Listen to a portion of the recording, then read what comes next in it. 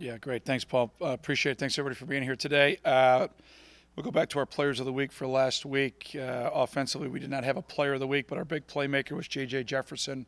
Big play on that screen to get things started, big explosive play. Defensively, it was Joe Gaziano.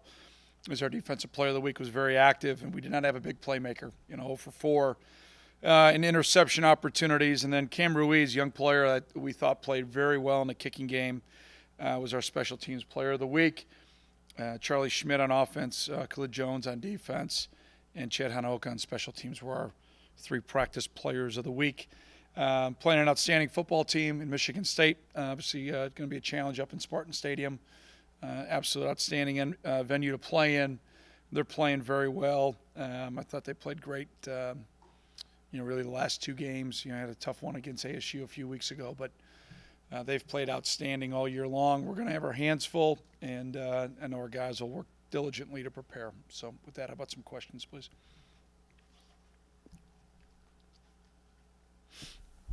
You said in the post-game press conference you wanted a chance after the Michigan game. You wanted a chance to look at some film for a couple of things.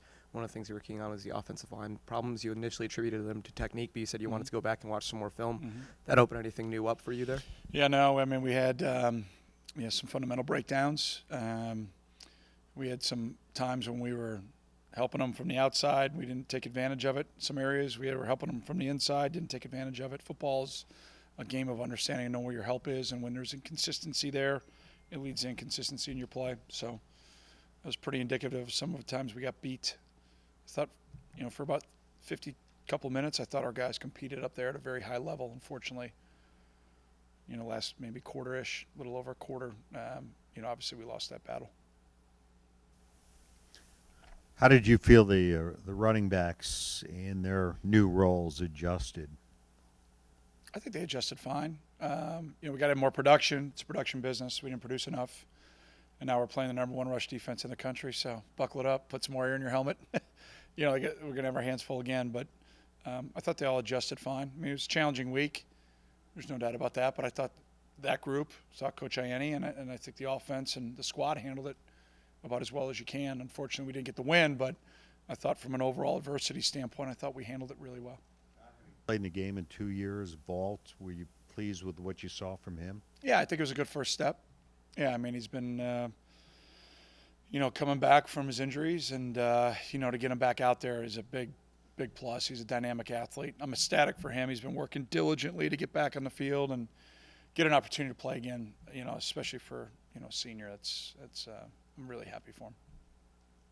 A lot of success the last 2 years against Michigan State. Anything to take from those games that has allowed you guys to be successful consistently?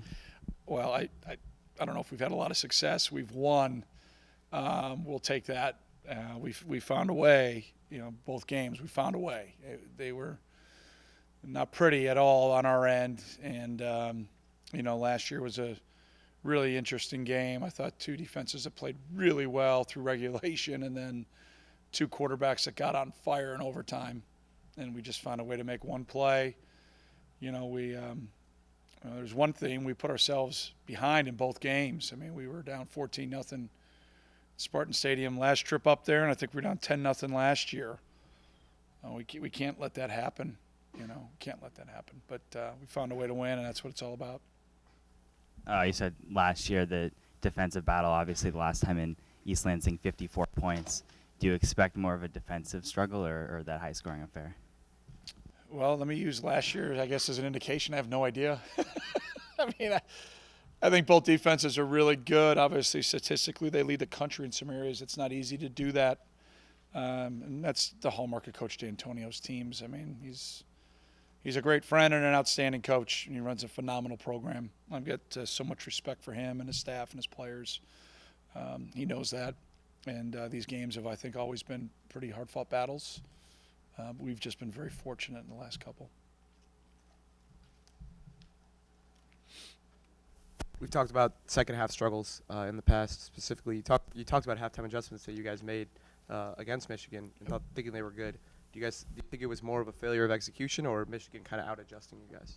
They didn't do anything different. I mean, they played a little bit of bracket coverage that they had played in the first half, maybe a little bit more, but that was all that they ran. That was a little bit different, same pressures that we expected to see. Yeah, no, we didn't execute, and then when we weren't executing, we probably got to adjust again. We thought we did. I mean, if you look at the tape, you'll see almost all those drives in the second half. We're moving the ball. You know, we got a first down, I think, in almost all of them. Not every drive, but a bunch of them, especially in the third quarter. So we got things going, and then we have one-man breakdown here. We drop a ball there. We miss a throw there. They make a play. So all we needed was one more. So I think we're really close. Just got to keep grinding. And then Michigan had 6 sacks, but 5 of those were to end drops. So like a lot of really clutch sacks for them on third down coming in through. What can the offensive linemen do to execute better in those high leverage situations specifically? See, here we go again. So it's all their fault, huh? That's okay. That's the way. No, and it's everybody's. It's our fault. Number one, we got to be better on first down and second down. We can't put ourselves in third in long situations. That was a reoccurring theme there late in the game, and credit to them. Second of all, we've got to do a better job of getting the ball out of our hands, and then as coaches, we got to adjust when things aren't working. Maybe at the same level they were earlier in the game, or what we thought we could get done. We've got to get to some answers quicker. Blake Gallagher had 13 tackles against Duke. What have you seen from him so far? Or Duke, excuse me, Michigan. What have you liked that you've seen from him so far? Yeah, he probably had 13 against them too. Number one, it's his work ethic. He's a young man who's absolutely relentless in the way that he prepares. I thought he played outstanding in the kicking game too. He played on kickoff and he played on punt coverage. He almost got the ball out. I thought our punt coverage unit. I mean, there were a couple times that Peoples-Jones made a couple of moves, made a couple guys miss, but they blocked us in the back every play. So that's going to happen sometimes. They had 50 yards of penalties on our punt team. So I thought we flipped the field quite a bit, and I thought we had pretty good discipline. He's a really good returner, but he was really close to causing a fumble. I think he's just learning too. He and I actually were talking today during practice about the different things he's learning every week, and he's just getting better and better. But I think the motor he plays with, the physicality he plays with, it all goes back to his preparation, and he's doing a great job with that.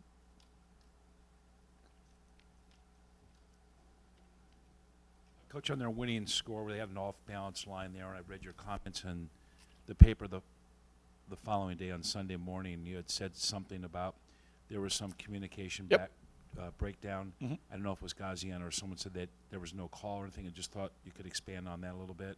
No, it was a communication issue. That's the expansion. Just can't have it happen. Can't have it happen. So disappointing, but we had an opportunity for an interception 2 plays earlier. So that play doesn't happen if we pick the ball off. It doesn't happen if the linebacker stays inside out and doesn't let the tight end get inside of him. So there's plays that maybe you talk about, but really that play should have never got to that. But yeah, so disappointing. How would you evaluate the play of Thorson this week? I was ecstatic to have him play the whole game. We'll start there. So, I thought that there were some big-time throws he made. He'd like one protection check back when 15 hit him unblocked. He's got to check the protection. They were in no deep, brought 0 pressure. Actually, something we practiced, and we just missed it. And then, I thought there were a couple throws that he probably said after the game that he'd probably like to have back. That's part of the deal. But head coaches, quarterbacks, coaches, you get evaluated on wins. We've lost 3 straight, so we all got to be better. He's got to be better too. He knows that. We know that as coaches, and that's what we're going to keep working to do.